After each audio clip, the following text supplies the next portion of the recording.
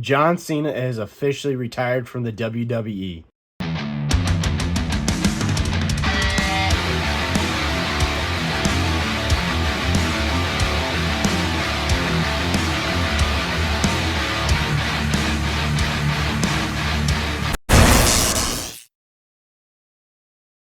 What's up, JW here. Today we are doing the review of WWE Saturday Night's Main Event, John Cena's last match ever. I just got done watching it. It was sad. It was awesome. It was everything you can think of. But overall, the match was not disappointing, so let's get into this setup right now.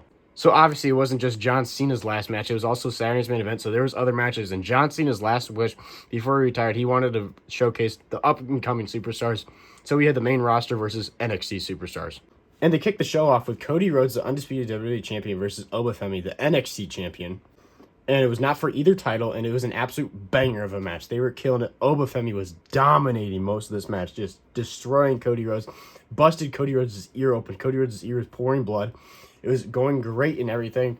And Obafemi actually had the upper hand.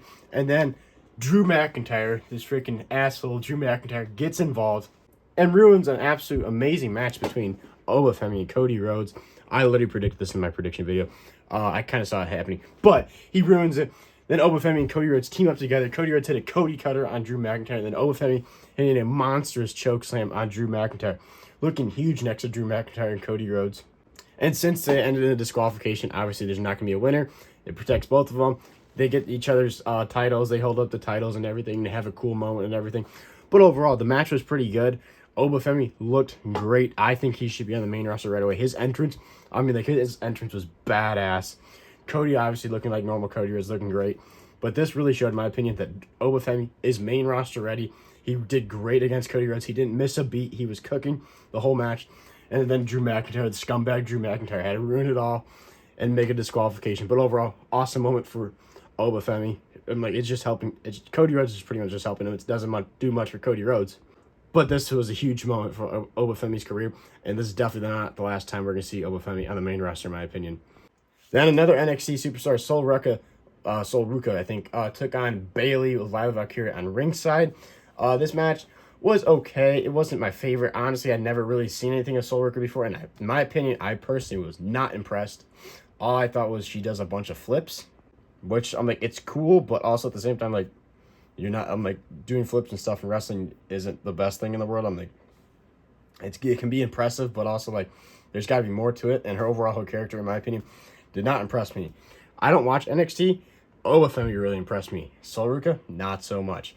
But overall, the match wasn't terrible. Sol Ruca ended up picking up the victory over Bayley.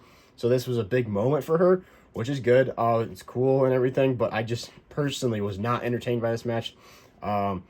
Bayley's been doing the same thing for how many years, so it's like Bayley's not going to do anything different. But this match was for Sol Ruca, and really, I feel like she definitely probably impressed some people. Just personally, for me, I was not impressed. I'm like, she did some cool moves, but overall, it was just like, The coolest part was her doing a double like flip and everything outside of the ring, but it just looked like a gymnast type of thing. I just wasn't very impressed. But big moment for Sol Ruca. She defeats Bayley at Saturday Night's Main Event, so hopefully she continues to have a successful career. Now, speaking of a banger match, AJ Styles and Dragon Lee, the tag team champions, took on Javon Evans and Leon Slater. Leon Slater from TNA and Javon Evans from NXT. And, man, in my opinion, make these guys a tag team permanently on the main roster. These guys put on a banger. Start off right off the match. They throw AJ Styles out of the ring, and Javon Evans launches himself out of the ring and takes out AJ Styles. And these guys were jumping all over the place, just doing the crazy stuff. And you might be saying, oh, well, you were just hating on Sol Ruca for doing flips. These guys weren't doing just flips. These guys were, like, getting so much airtime, launching each other, hitting these crazy moves. They just weren't doing just backflips and stuff. He freaking ran across the ring and jumped over the post and took out AJ Styles. I was like, oh, my God. Actually, that was Leon Slater that did that one. Javon Evans jumped over the top rope and took out AJ over there. I mean, these guys were just tearing the freaking house down. And the crowd was really over for them. I'm like, they were going nuts for them. But then AJ Styles was in the ring with, I can't remember which one he was in the ring with. Went for it was Leon Slater from TNA. He goes for the phenomenal form, and he falls. He trips over the ropes, takes him down. Leon Slater takes the opportunity, goes to pin him, but he fails. Dragon Lee gets in the ring, breaks it up, AJ Styles picks him up for the Styles Clash. Styles Clash 1, 2, 3. The tag team champions defeat Leon Slater and Javon Evans. But this match was an absolute banger, and I was super impressed by Javon Evans and Leon Slater. I had no idea who Leon Slater was before, because I only pay a little bit of attention to TNA and a little bit of attention to NXT. I knew who Javon Evans was because he's been on the main roster before in matches. Like, he was in the Last Time's Now tournament, and I've seen plenty of clips of him before on social media. But I was really impressed by both of them. Absolute amazing match. Afterwards, they all held each other's arms up and did a little John Cena salute. It was pretty cool. But overall, this match was a banger. Probably one of the best matches of the night. It was insane. And then they played another package video of pretty much John Cena's career, thanking him and everything. I got some of the best looks of John Cena in the arena right now. Also, big John Cena. But while that was going on, Stephanie McMahon was about to talk. She was in the crowd area with one of the announcers talking. When The Miz rudely interrupts her, he's in the ring and then goes off talking about how he's been screwed over this retirement tour. And he is one of the people that have beaten John Cena in the main event of WrestleMania, and he got screwed. He never had a moment with John Cena. He's like, I beat John Cena. He had the gear from WrestleMania. I want to say, what was it, WrestleMania 27 or 26, when they fought the main event of WrestleMania, and John Cena lost to The Miz. He was like, I beat John Cena in this gear in the main event of WrestleMania. I deserve more than what I got over this retirement tour. And then R-Truth's music hits. R-Truth comes running out, and then goes on the mic. He goes, you did something wrong. You did something terrible. He goes, you messed with Nick Aldis's balls. I was like, whoa. And he pulls out the mystery ball. He goes, you took somebody's spot in the Last Time Is Now tournament, and gives it to him. And he opens it, and it says Joe Hendry. He says, Joe Hendry? Who is this? And then Joe Hendry's music hits. Joe Hendry appears, does his thing, choke slams The Miz. 1, 2, 3. R-Truth counts it, and then they had a little cool moment. It was just pretty much, 1, to give The Miz a moment. 2, to give Joe Hendry a moment. Pretty cool. I guess it's really cool because obviously Joe Hendry wasn't going to win the tournament, so it gives him a moment on the big show, and also still because if they would have just done him in the tournament, he probably would have lost, and then he wouldn't have been on the big show. So I get why they did it.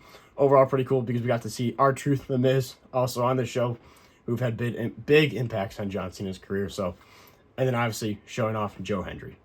And then the time came. Gunther came out to major boos and everything. And then John Cena's music hit. He had like a gold Titantron thing. It was awesome. Gold John Cena Titantron. Everybody's going crazy for him. He comes out. The crowd is going absolutely nuts for John Cena. And then the match starts. Having an awesome introduction by Lillian Garcia, one of the best ring announcers of all time, in my opinion. And then John Cena and Gunther put on a banger of a match. I know I didn't want Gunther to be his retirement tour. Retirement match. I know a lot of people didn't want it. I didn't want it. A lot of people didn't want it.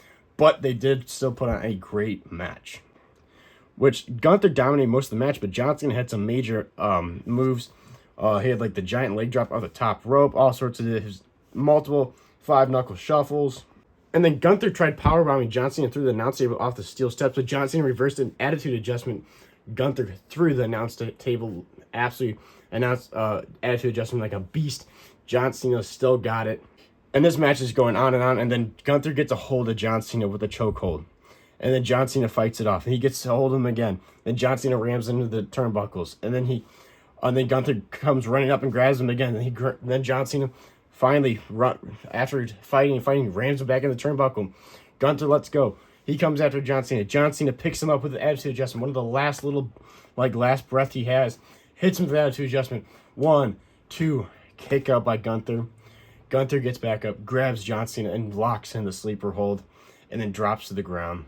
And I had a feeling that was it. He's putting into John Cena's fighting, and then finally, you see John Cena's face. It changes. He's in the arms of Gunther. His face kind of just like almost goes to like a with no teeth like smile. He like almost looks like he's about to cry, with this like a smirk smile, and accepts his fate. And he just does a little baby tap on his arm to give up. John Cena finally tapped out. He finally gave up. And Gunther retired John Cena. That's how it ended. I'm like, honestly, the ending wasn't too bad. John Cena, because his acting skills, a great little like expression there. He's showing the emotional, like accepting of fate that his career's over. His time's up. Everybody else's time's now. John Cena taps out and Gunther leaves. And Cena's just sitting there and the crowd's just screaming, thank you, Cena. He gets up. And here comes Triple H in the main roster. And Triple H got booed out of the building. I mean, like, There was F you Triple H chants. Triple H, go F yourself. I was like, oh my gosh, these people are ruthless. How do you think we're in Philadelphia? But that kind of tapers off when Cody Rhodes and CM Punk, the WWE Undisputed Champion Cody Rhodes and the World Heavyweight Champion CM Punk, get in the ring. And they get down on their knees like to acknowledge John Cena. And they hand him the Undisputed WWE Championship and the World Heavyweight Championship. John Cena didn't want to take it, but he took it finally. And he starts just holding them up in the air.